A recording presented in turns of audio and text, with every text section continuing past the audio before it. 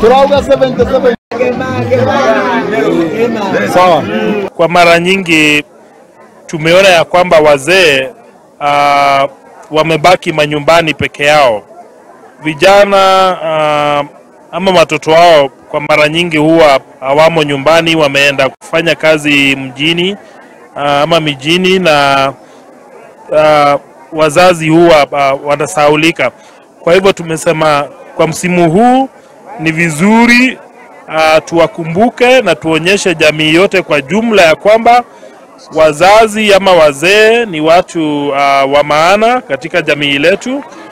Leo hapa tumeweza kuwapa vyakula tofauti wazee 500, na huu mradi si wa hapa Embu peke yake.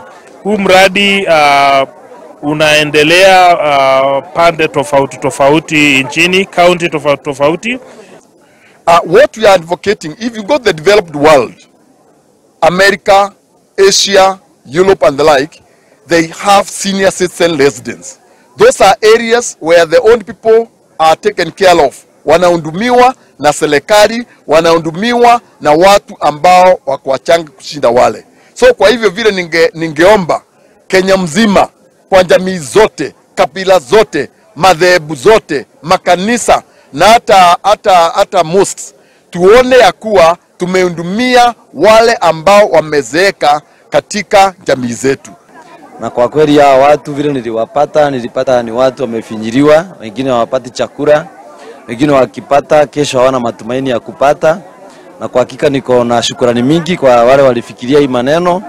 And one thing I can say is that it's a good idea to continue supporting the old, and more so to make sure that they are living and enjoying their life as it's supposed to be. Kama kanisa tumejaribu vile tuwezavyo, but sometimes sababu wingi ya watu tunalemewa, na ninaendelea kuhimiza wale wako na wazazi wao, kwa sababu ni watu wako na watoto, hata kama watoto wao wengine waliingia kwa mandao wakakuwa ni useless, but wale wako na uwezo ningeomba tu wachukue hii nafasi na watunze wazazi wao.